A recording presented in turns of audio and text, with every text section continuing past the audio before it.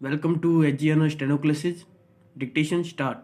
The Reserve Bank of India recently revised its projection for the growth rate of the gross domestic product for 2021 to a negative 7.5% from the earlier negative 9.5%. This represents an improvement in the forecast since the RBI perceives India's economic recovery to be gathering greater momentum since the festive season, according to the RBI. Although consumer and business confidence level are still very low, expectation about the future are significantly brighter. The bank's optimism rests on a prediction made from a baseline scenario, which assumes that in the near future there is no uptick in inflation rates and that the pandemic is under control without any deterioration through the advent of a second wave. These assumptions might not turn out to be robust. The current consumer price index inflation has already breached the RBI's tolerance limit of 4%. Headline inflation is well above 7%, and food and beverages inflation is above 11% as recorded in October 2020. The index of industrial production grew by 0.2% in September this year. This is hardly anything to be pleased about, Para.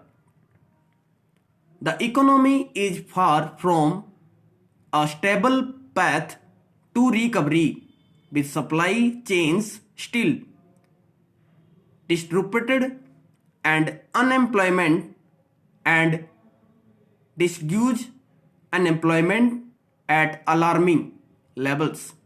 Education and other major sectors like hospitality and travel remain in the doldrums. On the coronavirus front, there is already a wave of new infection based on a mutant strains that is threatening Europe. There is no reason yet to believe that the nation is immune to this new menace. The availability of the vaccine in India is not quite certain either. To be fair, the RBI has nothing more to do at the moment. It has placed a large menu of enabling credit lines on the table. It is for producers and consumers to feel the urgency to avail of these enablers to boost demand and production so far that confidence is just not showing.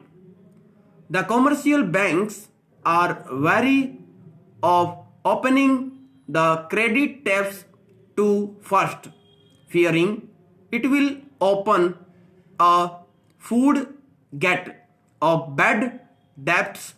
Beyond these enabling facilities, the RBI had to pause in its effort to make credit cheaper since the rate of inflation moved beyond its stated upper limit of tolerance, paged at 6%. In inflation gets worse, the central bank might even have to raise policy rates. There is still a large zone of uncertainty and the near future remains unpredictable. Hopefully, the RBI's latest projections are not too wide of the mark.